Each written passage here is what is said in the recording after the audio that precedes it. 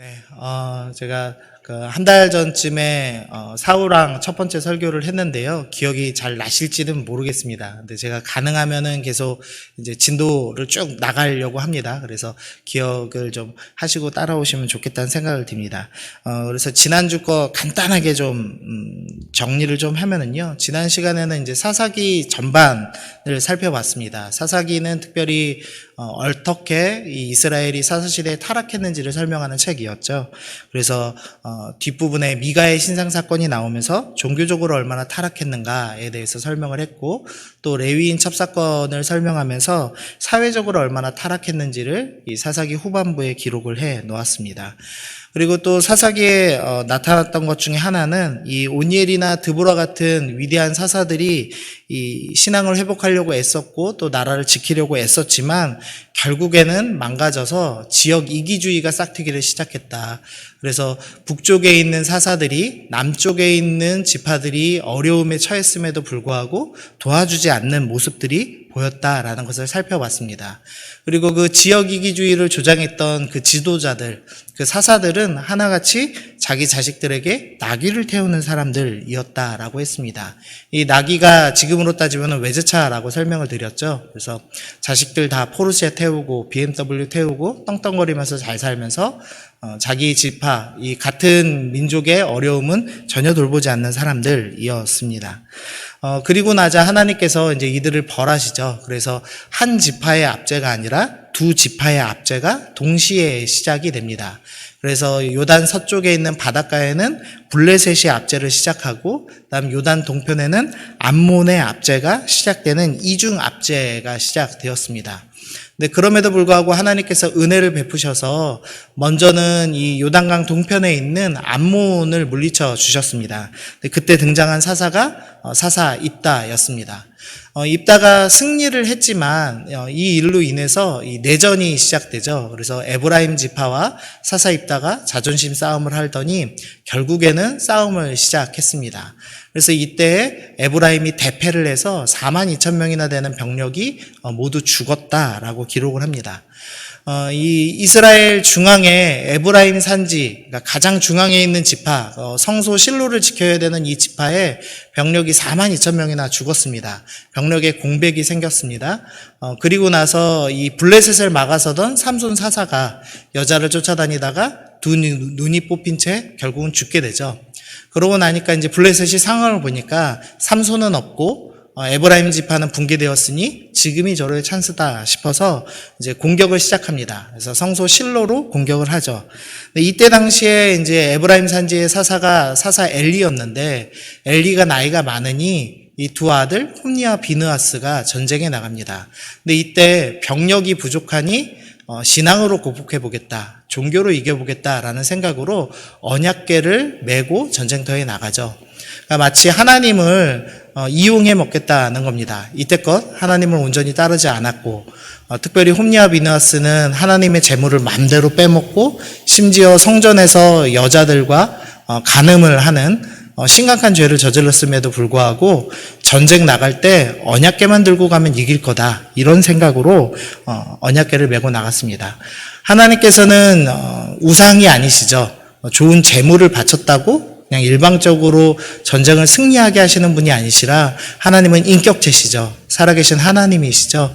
그래서 하나님께서는 이 전쟁을 지도로 내버려 두셨습니다. 그래서 홈니와 비느하스가 죽고 또 사사 엘리가 죽고 성소 실로가 완전히 파괴되고 언약궤는 빼앗기는 모습을 보았습니다. 근데 하나님께서 전쟁에 패하게는 하셨지만 이스라엘이 멸망하도록 내버려 두지는 않으셨습니다. 그래서 언약궤가 블레셋 땅에 가자마자 질병을 일으키죠. 독한 종기가 퍼져나가기 시작하면서 블레셋의 그 5개의 큰 도시 중에 3개의 도시가 이 언약궤가 이동하면서 많은 사람들이 죽어나가기 시작합니다. 그래서 블레셋이 이 어려움 때문에 이스라엘을 멸망시킬 그 절호의 찬스를 놓치게 되었습니다. 그리고 그 사이에 사사 사무엘이 자라기 시작했습니다. 그래서 사무엘이 예배 사역을 통해서 백성들의 마음을 하나님께로 돌리는 사역을 하였고, 또 이스라엘을 힘써서 지켰고, 또 지역 이기주의를 극복하기 위해서 많이 애썼습니다. 그리고 나서 이제 사무엘의 사역이 끝날 쯤이 되자 이 한마음이 된 장로들이 찾아와서 무슨 얘기를 했냐면 우리에게 왕을 주소서라는 이야기를 했습니다. 사무엘상 12장 12절에 나오는데요. 제가 그냥 읽겠습니다. 너희가 암몬 자손의 왕 나하스가 너희를 치러 옴을 보고 너희의 하나님 여호와께서 너희의 왕이 되심에도 불구하고 너희가 내게 이르기를 아니라 우리를 다스릴 왕이 있어야 하겠다. 그러니까 이 이스라엘 장로들이 한마음 한뜻이 돼서 왕을 주십시오라고 요구했던 이유가 뭐냐면 이 사사 입다가 무찔렀던 이 암몬이 다시 세력을 회복하고 이스라엘을 쳐들어올 분위기였기 때문이었습니다. 그래서 우리에게 왕을 주십시오라고 요구를 했죠. 하나님께서 이것에 대해서 평가하면서 사무엘 너를 버린 것이 아니라 바로 나를 버린 것이다 라고 하면서 그러면 너희가 원하는 왕을 내가 주마 라고 얘기하시면서 사울 왕을 허락하셨습니다. 그래서 이제 지난번 설교 제목이 옛다 왕이다 였던 거 기억하실지 모르겠습니다. 그리고 나서 이제 사울 왕이 되고 나서 오늘 이제 말씀을 시작합니다. 오늘 말씀은 이제 사무엘상 11장부터 13장까지를 좀 넓게 좀 살펴보려고 합니다. 그래서 말씀 좀 많이 나올 텐데요. 우리 같이 잘 따라오시면 좋을 것 같습니다. 하나님께서 지금 이 시대, 이 사사 시대를 끝내고 왕정 시대를 시작하는 이 이스라엘을 향해서 하고 싶으신 일, 하나님의 과제가 몇 가지 있었습니다. 아까 말씀드렸지만 이 사사 시대는 종교적으로 철저하게 타락했었기 때문에 먼저 종교적으로 회복하는 일이 필요했고요. 그다음에 사회적으로도 철저히 타락해서 뭐 성폭행이 일어나고 도둑질이나 여러 가지 사건들 만연했기 때문에 이 사회적인 타락을 또한 해결해야 했습니다. 그리고 또 이스라엘은 지역 이기주의가 지금 가득해 있기 때문에 한 공동체라는 마음을 회복해야 했습니다. 그리고 세 번째로는 이 낙위 타는 사사들이 문제가 됐습니다. 그러니까 즉 지도자들이 돈만 탐하고 물질주의에 사로잡혀 있었습니다. 그래서 이 지도층들의 문제를 또한 해결해야 했습니다. 그리고 마지막으로 당면에 있는 그 압제하는 이민족들, 이스라엘을 보호하는 일, 군사적인 문제가 또한 있었습니다. 하나님께서는 이 5가지 일들을 다 해결하시고 이스라엘을 다시 온전하게 만들고 싶어 하시죠. 사무엘은 이 하나님의 말씀에 순종하고 잘 받아들였습니다. 그래서 먼저는 종교적 타락을 극복하죠. 이 사무엘이 돌면서 예배를 드리기 시작했고 또 선지자 학교를 만들었습니다. 이제 물론 성경에는 선지자 학교라고 명확히 나오지는 않지만 사무엘의 사역한 이후부터 찬양을 하면서 예언을 하는 선지자들이 등장하고 그들이 이후에 이제 왕정 시대에 계속 왕에게 하나님의 말씀을 전하는 역할을 하죠. 그래서 보통 학자들이 사무엘이 이때쯤 선지자 학교를 만들었을 거다라고 생각을 합니다.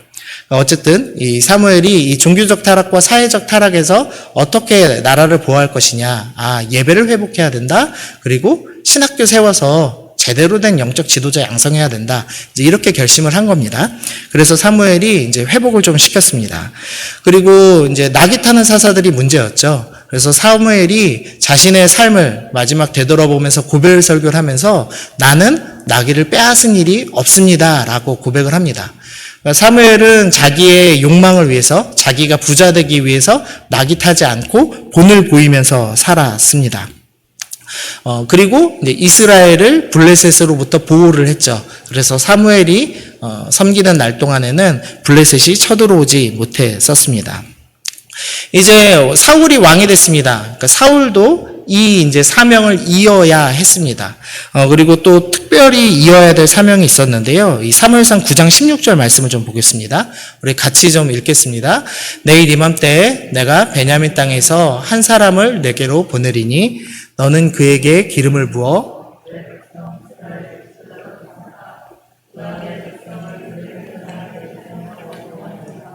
내 백성의 부르짖음이 내게 상달되었으므로 내가 그들을 돌보았노라 하셨더니 사무엘의 사명이 뭐라고 등장하냐면요. 가장 크게는 블레셋 사람의 손에서 구원하는 일, 그러니까 군사적으로 블레셋을 막아서는 일을 대표적으로 언급을 합니다.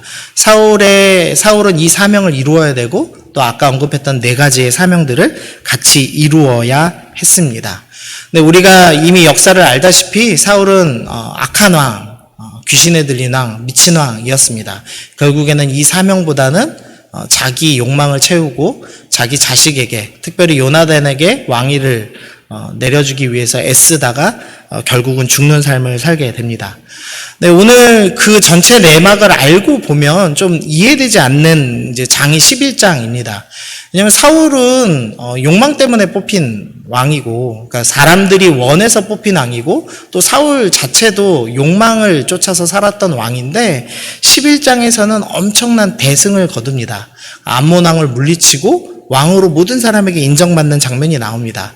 도대체 이걸 어떻게 이해해야 될까에 대해서 좀 살펴보는 겁니다. 11장 1절에서 3절 말씀 좀 보겠습니다. 제가 좀 읽겠습니다.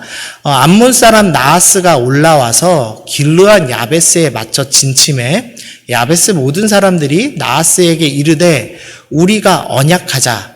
그리하면 우리가 너를 섬기리라.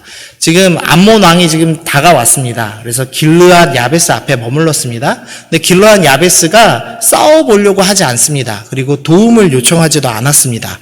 그냥 포기하고 우리가 언약을 맺자. 즉 우리가 조공을 바치겠습니다. 우리가 세금을 내고 당신을 섬기겠으니 돌아가 주십시오라고 암몬 왕에게 굴욕적으로 요청을 한 겁니다. 2절 말씀 보시면은요, 암몬 사람 나하스가 그들에게 이르되 내가 너희 오른 눈을 다 빼야 너희와 언약하리라. 내가 온 이스라엘을 이같이 모욕하리라. 암몬 왕이 지금 뭐라고 얘기하냐면 오른쪽 눈 다 빼면 내가 조약 맺어주겠다라고 얘기를 하는 겁니다. 그때 당시 오른쪽 눈을 빼는 게 어떤 의미냐면요, 이제 일반적으로 전쟁을 할 때 칼을 어느 손으로 들까요? 예, 맞습니다. 오른손으로 보통 듭니다. 이제 저는 왼손잡이라 기분이 좀 나쁘긴 한데, 어쨌든 대부분 오른손으로 들죠. 그리고 방패는 왼손으로 듭니다. 그러니까 전쟁을 할 때는 이제 방패로 이렇게 살짝 가리고 오른쪽으로 이렇게 눈으로 살펴보는 전쟁이 이제 기본적인 방법이었습니다. 그래서 오른 눈을 빼버려라 이 소리는 뭐냐면 전쟁 못하는 상태를 너희 스스로 만들어라 라는 겁니다. 한 사본에 의하면 이제 그 쿰란 사본이라고 나중에 발견된 사본에 의하면 요 사무엘상 11장 앞절에 있는 스토리가 나오는데요. 실제로 나하스가 이 길르앗 백성들, 여기에 살고 있는 갓지파와 루벤 지파의 백성들의 오른쪽 눈을 실제로 빼기 시작해서 7,000명이 도망쳐서 길르앗 야베스로 숨었다. 이제 이런 기록이 등장합니다. 그러니까 이 지금 암몬 왕의 이 협박은 그냥 협박이 아니라 정말로 오른쪽 눈을 다 떼버려라. 정말로 너희가 완전히 무기를 다 내버리고 오로지 나에게 돈이나 갖다 바치는 수준으로 그렇게 머물러라 라고 요청을 한 겁니다. 암몬 왕이 왜 그랬을까요? 이제 역사를 통짜로 이해하면 이해가 됩니다. 우리가 사무엘상만 놓고 보면 잘 이해가 안 되는데 사사기 시대랑 붙어 있다는 걸 딱 생각하면 이해가 됩니다. 왜냐하면은 50년 전에 이 사사 입다에게 패배했기 때문입니다. 그러니까 이 암몬 왕 나하스의 아버지뻘 세대였겠죠. 아버지뻘 세대가 생각지도 못하게 이 불량배 출신 사사 입다에게 일격을 당한 겁니다. 그래서 복수하고 싶었던 거죠. 그래서 지금 찾아와서 너희 원래 당시로 따지면은 그냥 조공만 받고 물러가는 게 보통 그 당시 문화였습니다. 왜냐하면 점령하는 것은 병력이 많이 필요하기 때문에요. 보통은 조공 바치면 돌아가는 문화였는데 너희는 그 정도로는 안 된다. 오른쪽 눈을 다 빼야 된다. 그리고 너희 길르앗 야베스 입다를 중심으로 우리 아버지 물리쳤던 너희뿐만 아니라 온 이스라엘도 이와 같이 다 모욕하겠다라고 이야기를 합니다. 그래서 3절에서 야베스의 장로들이 이야기합니다. 그에게 이르되 우리에게 이랫동안 말미를 주어 우리가 이스라엘 온 지역에 전령들을 보내게 하라. 만일 우리를 구원할 자가 없으면 내게 나아가리라 하니라. 야베스의 장로들이 일주일의 시간을 주면 구원을 요청해 보겠습니다 라고 이야기를 합니다. 일반적이면 안 들어주겠죠. 그냥 바로 점령하는 게 제일 지혜롭습니다. 근데 나하스는 목적이 명확했습니다. 길르앗 야베스로부터 시작해서 모든 이스라엘, 우리를 패배시켰던 이 이스라엘들 다 눈을 빼버리겠다. 이 목적이 있었습니다. 그러니까 철저하게 굴욕적으로 정복하겠다라는 목적이 있었기 때문에 일주일의 시간을 주기로 결정을 했습니다. 근데 문제가 하나 더 있습니다. 문제는 이 길르앗 야베스가 약간 왕따 같은 신세였다는 겁니다. 이 사사기 이 후반부 19장부터 21장에 기록된 레위인 첩사건에서 나오지만 이 이스라엘과 베냐민의 내전이 있었죠. 그 내전에 길르앗 야베스가 어떤 이유인지 모르는데 참여를 하지 않았습니다. 그러자 이제 이스라엘 백성들이 이 길르앗 야베스에 있는 처녀들 400명을 납치해다가 이 살아남은 600명의 베냐민 지파와 결혼을 시키죠. 그러니까 같은 민족에게 자기 마을에 사는 처녀 400명이 납치되는 일들을 경험했습니다. 그리고 나서 이제 어쩔 수 없이 길르앗 야베스와 이제 베냐민은 이제 친족 관계를 맺게 되죠. 근데 이미 이제 길르앗 야베스 마음에는 이 이스라엘 사람들이 우리 동족이지만 우리를 도와주지 않을 거야, 이런 마음의 생각이 있었습니다. 그리고 나서 이제 사사 이따 시대에도 이 북쪽에서는 사사 야일이 아주 평안하게 자식들 낙이 태우면서 살고 있는데 자기들은 밑에서 암몬 왕에게 이 압제를 당하고 있습니다. 근데 아무도 도와주지 않았습니다. 그래서 이 당시에 길르앗 사람들이 할 수 없이 사사 입다, 불량배 출신이었던 입다를 모셔오죠. 네가 암몬과 싸워만 주면 너를 지도자로 우리가 모시겠다라고 하면서 깡패를 모셔다가 왕을 시킬 만큼 길르앗 야베스는 절박한 왕따를 당하는 도시였습니다. 그런 상태였기 때문에 이 암몬 왕이 이걸 분명히 알았겠죠. 이 외교적인 문제들을. 그러니까 너희 한번 요청해봐라. 그래도 너희 도와주러 올 사람 없을 거다.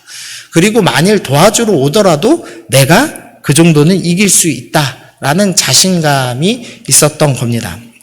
4절 말씀, 5절 말씀 읽겠습니다.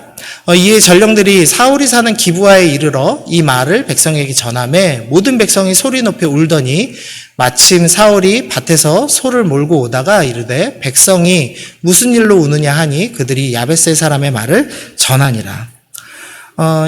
이 아하스의 협박, 오른쪽 눈을 빼바르겠다라는 말을 들었습니다. 온 이스라엘에게 다 행하겠다라는 이 말을 들었습니다. 그래서 백성들이 소리 높여서 울기 시작했습니다.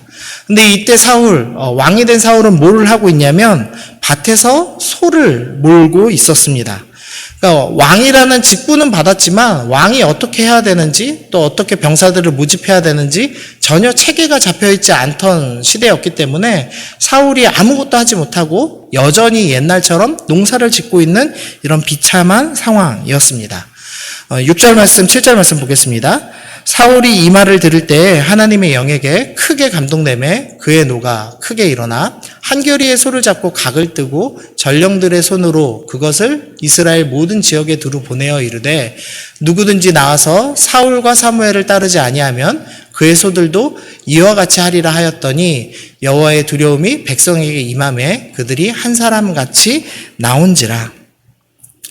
사울이 이 말을 들었습니다. 그리고서는 이제 하나님의 영에게 크게 감동되었다. 그래서 노를 바라고 전령을 보내는 장면이 나옵니다.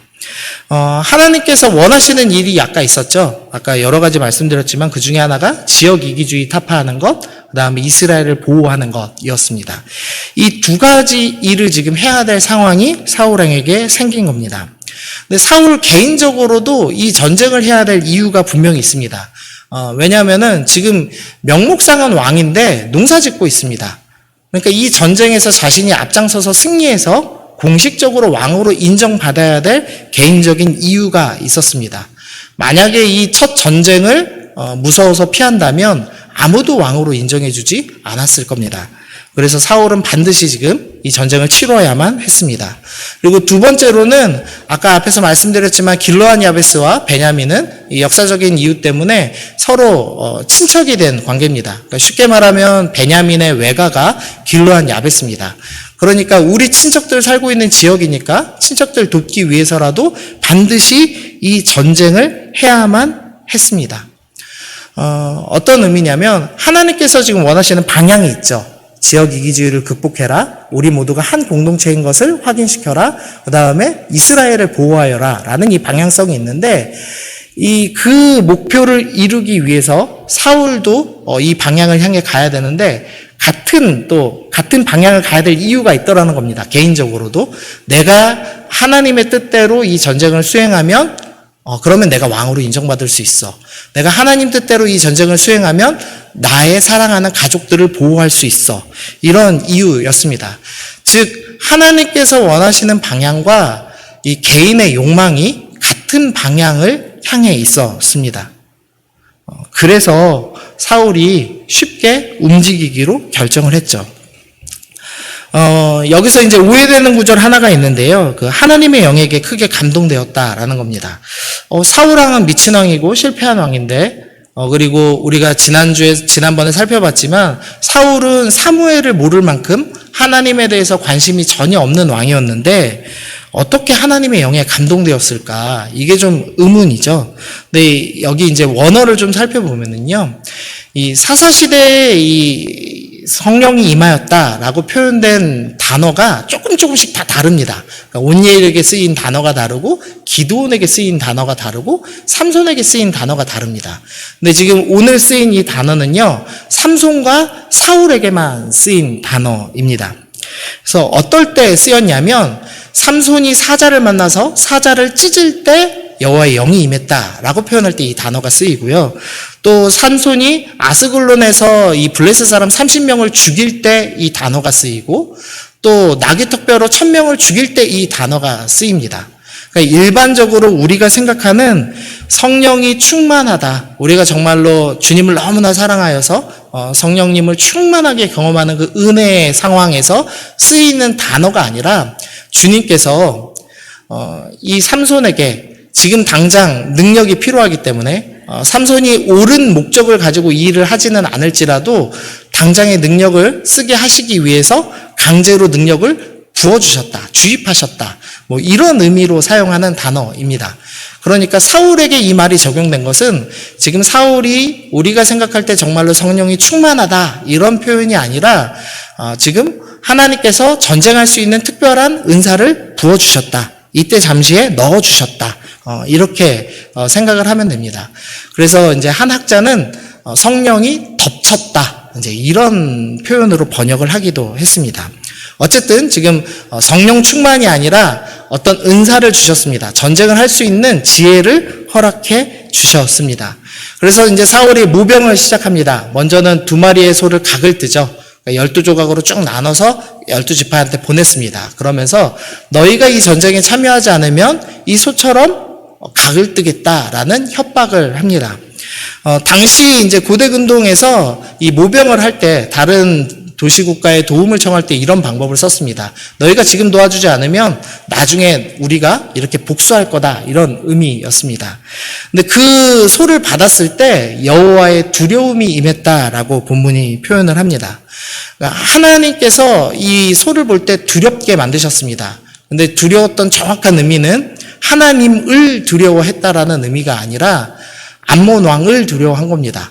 그러니까 모든 이기주의에 사로잡혔던 장로들이 한마음 한뜻이 돼서 왕을 요구했던 이유가 하나였는데 암몬 왕 때문이었죠. 그런데 그 두려움 그대로 암몬 왕이 쳐들어오니까 이제 12지파의 두려움이 임한 겁니다. 이거 내버려 두면 우리도 다 죽는다, 우리도 다 오른눈 뽑힌다. 그래서 모이기 시작했습니다. 그래서 33만 명이나 되는 병력이 모였습니다. 이 병력이 이제 모여서 이동을 하려면은요, 지금 베색이라는 지역에 모였다라고 본문에 표현되는데요. 제가 지도를 준비를 안 했는데, 이 요만한 이스라엘 나라가 있으면 딱 중간 정도가 베색입니다. 근데 이 도로를 따라가려면은요, 이 밑에 있는 여리고 쪽으로 가든지 위쪽에 있는 벳산으로 해서 이 길르앗 야베스를 가야 됩니다. 근데 사울이 이 대담한 전법을 사용합니다. 이 골리앗, 이 요단강 골짜기를 지나가기로 결정한 겁니다. 여기는 길이 험합니다. 그러니까 길이 없습니다. 그러니까 사용하지 않는 길인데 여기를 그냥 지나간 겁니다. 그러니까 암몬 왕이 분명히 이제 위쪽 벳산과 밑쪽에 있는 여리고 쪽 길에 정찰병 세워놨을 텐데 생각지도 못한 요단강 골짜기를 넘어서 이 33만 명이나 되는 대병력이 몰려온 겁니다. 그러니까 마치 나폴레옹이 알프스 산맥 넘은 것처럼 지금 갑자기 짠 하고 등장을 한 겁니다. 그래서 대승을 거두게 되었습니다. 그리고 나서 이제 사무엘이 이 모여있는 백성들을 향해서 우리가 길갈에 가서 나라를 새롭게 하자라고 얘기합니다. 그러니까 사울 왕을 세웠지만 왕으로 인정하지 않아서 농사나 짓게 하고 있는 이들에게 이제 나라를 새롭게 하고 왕을 왕대로 제대로 취임식을 하자, 이런 의도였습니다. 그래서 이제 길갈로 모두가 모이죠.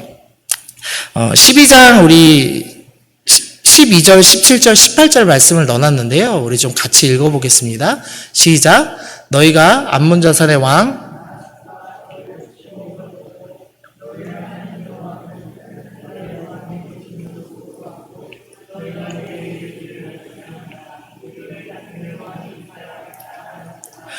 오늘은 밀베는 때가 아니냐 내가 여호와께 아뢰리니 여호와께서 우레와 비를 보내사 너희가 왕을 구한 일 곧 여호와의 목전에서 범한 죄악이 큼을 너희에게 밝히 알게 하시리라. 이에 사무엘이 여호와께 아뢰매 여호와께서 그날에 우레와 비를 보내시니 모든 백성이 여호와 사무엘을 크게 두려워하니라. 사무엘이 백성들을 다 길갈에 모았습니다. 물론 대표들 위주로 모았겠죠. 근데 모아서 이제 이야기를 하는 겁니다. 이제 일반 백성이라면 이렇게 생각하겠죠. 사울을 왕으로 대접하려고 부르겠구나. 물론 그런 의도도 있었습니다. 그런데 사무엘이 먼저는 혼내기 시작합니다. 너희가 이 암몬 왕 나하스를 두려워하여서 너희가 왕을 요구했다. 그것에 대해서 책망을 하고 있습니다. 그러면서 17절에서 너희가 왕을 구한 일 곧 여호와의 목전에서 범한 죄악이 크다라고 이야기를 하죠. 너희가 왕을 구한 것은 하나님 앞에서 큰 죄였다라는 것을 분명하게 가르쳐 줍니다. 그러니까 사무엘은 지금 어떤 경고를 하고 있냐면 이런 경고하는 겁니다. 너희가 지금 큰 승리를 거뒀는데 과정이 잘못됐다는 겁니다. 그러니까 원래대로의 과정이었다면 암몬의 왕이 지금 이렇게 일어나고 있습니다. 큰 세력이 일어나고 있습니다. 그럼 한마음 한뜻이 된 장로들이 사무엘에게 찾아와서 하나님께 우리를 도와주십시오 하고 같이 기도해 주십시오라고 함께 기도하고 함께 마음을 모으는 것이 가장 지혜로운 방법이었습니다. 그런데 장로들이 우리에게 왕을 주십시오라고 요청을 했죠. 그리고 그 왕이 개인적인 이유, 자신이 왕이 빨리 되고 싶고 인정받고 싶고 또 자신의 친척들을 구하기 위해서 병력들을 모으고 결국은 승리했습니다. 그러니까 이제부터 어떤 오해가 생길 수 있냐면 장로들은 이런 생각할 수 있죠. 거봐라. 우리가 이 국제정세 잘 파악해서 왕 제때 잘 구하지 않았냐 이런 생각할 수 있었고 사울은 봐라. 역시 나도 인정받고 이스라엘 백성도 보호받으니 내 욕망도 채우고 하나님의 뜻도 이룰 수 있으니 얼마나 좋으냐라는 오해를 할 수가 있는 겁니다. 그래서 사무엘이 아니다. 너희가 왕을 구한 것은 분명하게 잘못된 것이다. 결과가 좋았다고 지금 과정이 옳은 것은 아니었다라는 것을 분명하게 밝혀주고 있는 겁니다. 우리가 인생 살면서 이 하나님께서 원하시는 방향과 우리의 욕망의 방향이 일치할 때가 있습니다. 오늘 본문이 보여주듯이 사울이 자신의 욕망에 충실하여서 전쟁에서 승리하였는데 하나님께서 원하시는 뜻을 이루었죠. 그러니까 하나님께서 원하시는 방향과 내 욕망이 방향이 같을 때가 가끔 있다는 겁니다. 제가 어떤 이야기를 좀 들었는데요. 어떤 교회가 이제 성전 건축해야 될 상황이 있었답니다. 그래서 땅을 샀답니다. IMF 때. 좀 힘들지만 믿음으로 땅을 샀답니다. 근데 그 땅이 대박이 났답니다. 그러니까 땅값이 몇십 배 올랐답니다. 그래서 이제 담임 목사님이 간증하고 다니시더라고요.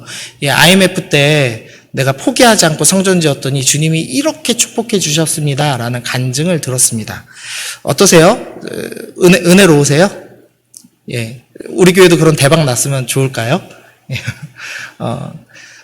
진짜 은혜로우려면 그래야죠. 이제 그 주신 돈을 어떻게 쓸까 장로님들과 함께 기도하고 고민하고 선교를 위해 내놨습니다. 이렇게 장기적으로 쓰려고 합니다. 하나님의 은혜입니다. 우리가 포기하지 않고 계속 이 은혜 주신 은혜 잘 감당하겠습니다. 이렇게 나가야 맞는 거죠. 근데 땅값 오르고 대박 났습니다로 끝납니다. 그 간증이. 그러니까 하나님이 일하시는 방향이 있죠. 지금 이 지역에 교회를 세워야 되겠다라는 방향이 있었고 이 목사님의 욕망이 우연히 맞아 떨어졌을 뿐이죠. 그러나 그 뒤에 땅값이 대박나고 그 여유 자금을 가지고 부자가 된 교회는 주님이 원하시는 방향은 아니었을 거라고 생각을 합니다. 제가 또 본 한 사례가 있는데요. 이제 저희 선배 중에 하나가 저희 대학교 선배인데 제가 이제 예수전도단에서 훈련받고 있었으니까요. 이제 그때 당시는 이 선교 나간다고 안 하는 사람이 없었습니다. 그래서 이제 한 형이 자기는 아프리카에 선교를 가겠다고. 그래서 무슨 기도만 얘기하면 아프리카를 위해서 기도해야 되고, 뭐, 아프리카에 있는 영혼들이 얼마나 아름답고 소중하고, 하늘은 얼마나 이쁘고, 뭐, 맨날 그런 얘기하는 선배였습니다. 근데 갑자기 비전이 바뀌었대요. 중국을 자기가 가겠답니다. 이상했어요. 2년간 아프리카를 외쳤는데, 갑자기 중국으로 바뀌니까 이상한 거예요. 그래서 지켜봤습니다. 이유가 뭐였냐면 중국 선교 가려는 자매랑 교제를 시작했습니다. 그러니까 자신의 이제 방향을 중국도 하나님 나라고 아프리카도 하나님 나라인데 이왕이면 부부로 가면 더 좋지 이러면서 이제 중국으로 방향을 튼 거죠. 그러니까 자신의 욕망과 하나님의 방향을 같은 방향에 놓은 겁니다. 내 욕망도 이루고 하나님의 뜻도 이루겠다라는 생각이었죠. 그 선배가 선교 갔을까요? 못 갔을까요? 예, 못 갔습니다. 그 중국 갈 자매랑 깨졌거든요. 그리고서는 이제 선교 갈 자매를 못 만났나 봐요. 결국에는 돈 벌고 그냥 자식 낳고 살고 있습니다. 또 그런 분들도 있어요. 교회 보면은 이 부모에게 그리고 사회에서 인정받지 못하고 있던 분이어서 그런 분들이 이제 교회 나오죠. 근데 교회에서 봉사를 시작합니다. 교회에서 이제 작은 봉사만 해도 막 칭찬을 해주죠. 그러면 이제 그분이 사회에서 받지 못하던 또 부모에게 받지 못하던 인정을 받으니까 너무 행복한 겁니다. 그래서 열심히 봉사를 하죠. 그래서 결국 직분을 받고 장로님이 되기도 하고 때로는 상당수가 신학교에 와서 목사가 되기도 하죠. 하나님의 원하는 방향성, 교회의 봉사가 열심히 이루어져야 되고 우리 성도들을 돕는 그 일과 자신이 인정받는 욕망이 일치될 때 열심히 욕망도 키우고 하나님 일도 하면서 자랐습니다. 근데 그리고 나서 이제 장로가 되고 목사가 됐습니다. 근데 장로와 목사가 하는 일은 뭐냐면 이제부터 성도들이 좋다고 하는 일을 못하게 하는 거거든요. 성도들이 이거 하고 싶습니다라고 얘기할 때 하나님의 뜻과 반대될 때는 성도들의 욕망을 죽이고 그래도 우리는 주님 원하시는 대로 하겠습니다라고 얘기해야 되는 직분에 섭니다. 근데 이분들 어떻게 하냐면 자기 욕망, 사람들에게 인정받고 싶은 욕망이 있기 때문에 포기하지 않죠. 하나님 뜻보다는 사람들의 인정을 받기 위해 움직이는 모습들을 보여주기도 합니다. 무슨 말씀 드리는 거냐면 영적으로도 관성의 법칙이 적용됩니다. 관성이 뭐냐면 쭉 가던 거, 이 속력을 따라서 쭉 가면은 계속 가고 싶어 하는 그 성질입니다. 예를 들면은 버스를 타고 쭉 가다가 버스가 멈추면 어떻게 되죠? 그러면은 우리 몸은 앞으로 가고 버스는 멈추죠. 그러니까 우리 몸이 버스가 가던 속력 그대로 계속 가고 싶어 하는 성질, 그걸 이제 관성이라고 하거든요. 근데 영적으로도 이런 관성의 법칙이 적용되는 것 같습니다. 그러니까 하나님의 욕망과 하나님의 뜻과 나의 욕망이 일치되어 가다가 하나님의 뜻이 방향이 바뀔 때 우리가 어떻게 해야 되냐면 하나님의 뜻을 따라가야 되는데 내 욕망대로 그대로 가기로 결정하는 겁니다. 사무엘상 12장 20절 한번 읽어보겠습니다. 시작. 사무엘이 백성에게 이르되 두려워하지 말라.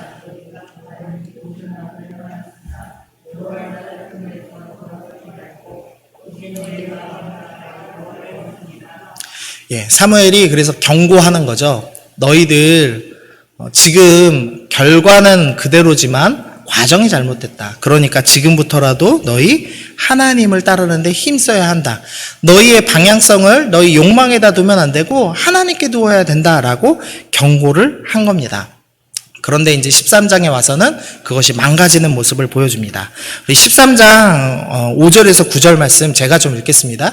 블레셋 사람들이 이스라엘과 싸우러 나왔습니다. 그러니까 암몬의 압제가 끝나고 블레셋이 공격해 온 겁니다. 병거가 3반이고 마병이 6천이고 백성은 해변에 모래같이 많았습니다. 6절에서 이스라엘 사람들이 위급함을 보고 절박하여서 굴과 수풀과 바위 틈과 은밀한 곳과 웅덩이에 숨었습니다. 네. 7절 어떤 히브리 사람들은 요단강을 건너서 아예 도망을 갔습니다. 네, 8절입니다. 사울은 사무엘이 정한 기한대로 1회 동안 길갈에서 기다렸으나 사무엘이 길갈로 오지 아니하매 백성이 사울에게서 흩어지는지라 사울이 이르되 번제와 화목제물을 이리로 가져오라 하여 번제를 드렸더니 지금 본문의 상황은 뭐냐면요. 암몬이 해결됐고, 이제는 이 사울의 진짜 사명, 블레셋과의 전쟁이 시작된 겁니다. 근데 문제는 블레셋하고 암몬은 조금 질이 다르다는 겁니다. 암몬은 기본적으로 양치기 하는 민족입니다. 그러니까 겉으로 볼 때는 울그락불그락하고 지팡이 들고 막 날뛰는 아주 날쌘 민족이죠. 하지만 양치기에 불과합니다. 그러니까 분위기 타면은 전쟁 잘하다가 조금만 무서운 일 생기면 도망치는 그런 민족이었습니다. 근데 블레셋은 조금 느낌이 다른데요. 이 블레셋은 이제 그 기원전 1200년경에 이 갑자기 이 요단강 서편 바다 쪽에 이제 정착한 민족입니다. 그러니까 바다 먼 곳에서 이제 넘어온 민족입니다. 근데 이 민족이 와서 잘 싸웠습니다. 그러니까 바다에서부터 아마 해적질 했으니까 잘 싸웠겠죠. 그래서 이 민족이 어떤 일을 했냐면 애굽에 용병을 했습니다. 그러니까 이집트가 싸울 때 직접 싸우지 않고 이 블레셋 사람들한테 돈 주고 용병으로 고용했습니다. 그러니까 쉽게 말하면 꽤 잘 싸우는 민족이었습니다. 근데 거기다가 이 블레셋이 한 가지 더 능력이 있는데 철기를 다룰 수 있었습니다. 그러니까 당시는 청동기 문명이었는데 이 블레셋 사람들이 처음으로 철을 만들어서 무기를 생산할 수 있는 기술을 갖고 있었습니다.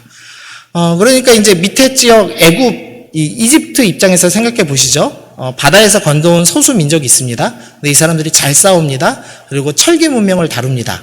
그럼 어떻게 해야 되죠? 이 철기를 우리가 기술을 배우든지 아니면은 칼을 수입해 와야죠. 신무기를 갖고 있어야 잘 싸울 테니까. 그래서 아마도 이 이집트의 강점은 병기와 말이었거든요. 그리고 이 블레셋은 철기고 그것을 아마 맞바꿨던 것 같습니다. 그래서 오늘 본문에 이제 블레셋이 많은 병거가 3만이고 마병이 6,000명이죠. 그러니까 이 블레셋 민족 규모에 비해서 아주 많은 수의 탱크를 갖고 있는 겁니다. 그러니까 애굽에다 수입한 거고 애굽에다는 철기 문명을 판 거죠. 그러니까 이스라엘 사람들 입장에서 볼 때는 암몬도 무서웠지만 블레셋은 차원이 다른 겁니다. 일단 오랫동안 용병 생활을 했기 때문에 전문가들이고 그리고 철기를 갖고 있고 거기다가 탱크인 병거를 갖고 있는 사람들이었습니다. 그래서 이 블레셋 사람들이 몰려들자 이 이스라엘 사람들이 도망가기 시작했습니다. 첫 번째 전투와는 달리 하나님께서 아무 일도 행하지 않고 계시죠. 이 상황 속에서 사울이 이제 두 가지의 선택지가 생긴 겁니다. 일주일을 기다렸는데 사무엘이 오지 않습니다. 빨리 제사를 드려서 백성들이 좀 안정감을 가지고 하나님께서 싸워주시지 이걸 믿고 좀 나갔으면 좋겠는데 사무엘이 늦는 것 같습니다. 그러자 두 가지 선택지가 생겼는데 하나는 이겁니다. 왕답게 행동하는 겁니다. 그래도 내가 하나님의 백성이고 나도 왕이지만 하나님 밑에 있는 왕이기 때문에 하나님께서 기다리라 말씀하신다면 기다리겠다. 승리를 주시리도 하나님이시고 패배하시게 하는 이도 하나님이시니 나는 묵묵히 기다려서 사무엘과 함께 어떤 일을 결정하고 전쟁에 나가겠다. 이렇게 왕답게 선택할 수 있는 게 있었고요. 또 하나의 방법은 자신이 제사를 드리는 것이었습니다. 내가 제사장이 아님에도 불구하고 제사를 드리는 것입니다. 이건 두 가지 유익이 있는데요. 하나는 백성들이 왕이 제사를 드린 뒤에 전쟁에서 승리하는 것을 본다면 이런 생각할 겁니다. 사무엘 필요 없네. 사울 왕이면 충분하네. 라는 생각을 가졌을 겁니다. 그러니까 이 정치적으로 걸림돌이 되는 사무엘을 내밀 수 있는 좋은 기회였죠. 그리고 두 번째로는 백성들이 떠나는 실질적인 위험을 막을 수가 있었습니다. 그러니까 이 사울이 지금 손해를 보더라도 주님을 따르는 일과 내 욕망도 만족시키면서 제사도 드려서 하나님도 잘 섬기게 보이는 그럴싸한 일, 이 두 가지의 선택지가 있는 겁니다. 이 두 번째 선택지, 내 욕망도 이루고 사무엘도 제거하고 그리고 백성들도 안 떠나게 하는 이 일은 하나님의 방향성, 백성들을 보호한다는 그 방향성과 나의 욕망이 일치되게 만드는 일이죠. 그래서 사울이 고민하지 않고 이 두 번째 방법을 선택을 하였습니다. 자기도 만족하고 하나님도 만족시킬 수 있는 방법이었기 때문입니다. 우리 13장 14절 말씀 읽어보겠습니다. 13장 14절입니다. 시작. 지금은 왕의 나라가 길지 못할 것이라.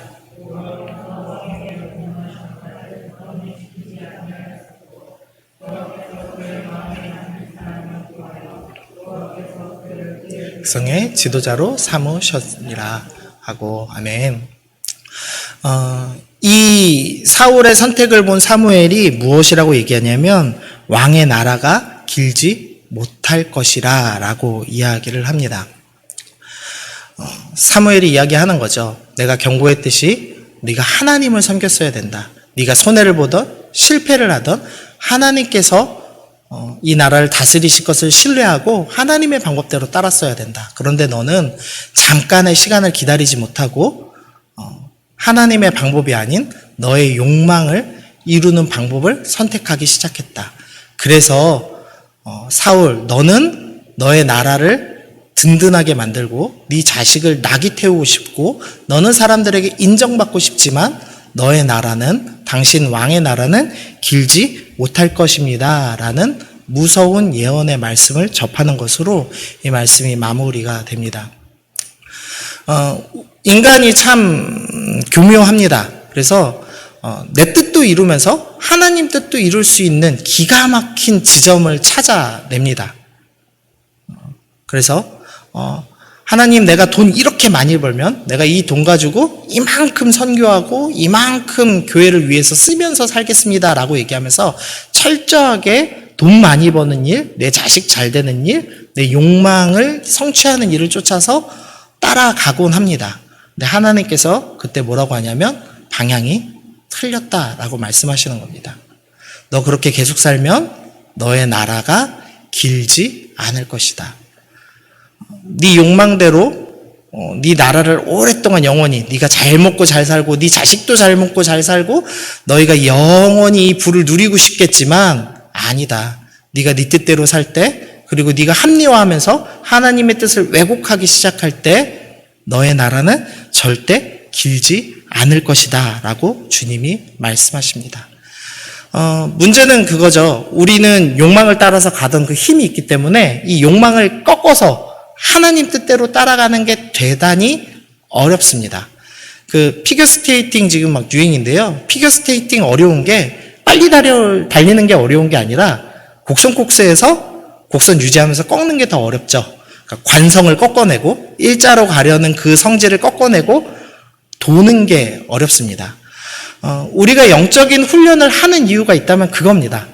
우리의 뜻과 하나님의 방향이 달라졌다는 걸 느낄 때 내 욕망을 꺾어내고 하나님의 방향으로 쫓아가는 것, 그것을 연습하는 게 영적인 훈련입니다. 영적인 훈련을 제대로 받지 않으면 인간은 교묘하게 합리화하면서 내 방향과 하나님 방향이 똑같아 라고 설정하고 달려갈 수 있다는 겁니다. 제가 제일 무서웠던 거는 박근혜 대통령 최순실 사태가 있을 때 최순실 씨가 계속 감사원금을 냈다는 겁니다.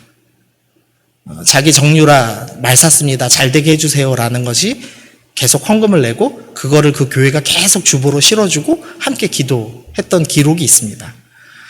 욕망과 하나님의 방향을 일치시켜서 달린 거죠. 우리도 그럴 수 있다는 겁니다. 그 사람을 천박하다고 우리가 이야기하지만 사실 우리가 그 규모만 작다 뿐이지 우리도 하나님 방향으로 따라가지 않을 수도 있다는 겁니다. 그래서 꼭 해야 되는 것이 영적인 훈련입니다. 영적인 훈련 단순합니다. 내 욕망 꺾어내는 겁니다. 내가 쓰고 싶은 시간 마음대로 쓰지 않고 하나님께 시간 내어드리는 것이고, 내가 돈 벌 수 있는 기회 내려놓고 하나님께 드리기로 결단하는 겁니다. 훈련은 힘듭니다. 힘들지 않으면 절대 훈련이 아닙니다. 제가 여기 처음 와서 느낀 건데 장유호산나 교회는 훈련을 힘들게 시키는 교회입니다. 근데 제가 이런 글을 읽었습니다. 좋은 코치는 죽이고 싶은 코치다라는 글을 읽었거든요. 그러니까 수영 선수가 이제 메달 따기 위해서 하는데 코치가 계속 너무 가혹하게 하니까 코치를 죽이고 싶더랍니다. 그런데 올림픽에 가니까 그 코치의 그 다그쳤던 것이 얼마나 중요했는지가 드러나는 거죠. 죽이고 싶은 코치가 그래서 좋은 코치입니다. 여러분 어떻게 훈련 목록 5개 보셨는데 할만하시던가요? 기도학교도 있고, 뭐 1:1 양육자 과정도 있고, 우리 묵상도 있고, 많죠. 제자훈련 또 사역훈련 또 내일부터 또 시작하는데요. 쉽지 않습니다. 이 직장을 가지고 섬긴다는 것은 거의 불가능해 보이는 수준의 스케줄을 우리 담임 목사님이 꺼내 주셨어요. 근데 제가 믿는 건 그 스케줄에 내가 훈련을 따라야지만 하나님의 방향과 내 방향이 달랐을 때 하나님의 방향을 쫓아갈 수가 있습니다. 훈련받지 않고 절대 쫓아갈 수 없습니다. 나는 내 욕망을 따라서 가게 될 겁니다. 그래서 사울 왕처럼 우리의 나라가 길지 않게 될 수도 있다는 겁니다. 그래서 여러분에게 오늘 권면드리고 싶은 것은 훈련받으십시오. 예. 힘들겠지만, 그리고 돈 벌 기회도 뺏기겠지만, 쉬지도 못하겠지만, 또 때로는 코로나 걸릴까봐 겁도 나겠지만 훈련받으십시오. 그게 하나님을 바르게 따라가는 방법입니다. 힘들게 훈련 받으시기를 바랍니다. 힘들게 훈련 받을 때 하나님을 제대로 쫓아갈 수 있습니다. 하나님께서 예레미야에게 그렇게 말씀하시죠. 말과 같이 경주할 자라는 말씀을 하시는데, 하나님은 우리를 그렇게 잘 달리는 사람으로 훈련시키고 싶으십니다. 그래서 가혹하고 쉽지 않은 훈련들을 우리 교회로 하여금 내놓게 하셨습니다. 여러분이 그 훈련 잘 따라가시면서 사울 왕처럼 사는 것이 아니라 하나님을 따라서 하나님의 영원한 나라의 백성으로 하나님과 같은 방향으로 함께 동행하며 달려가시는 여러분들 되시기를 바랍니다. 네, 우리 함께 찬양하시겠습니다. 우리 주여 연약합니다 찬양하시면서 우리는 연약하지만 주님 우리를 붙잡아 주옵소서, 우리 그런 마음으로 함께 고백하겠습니다.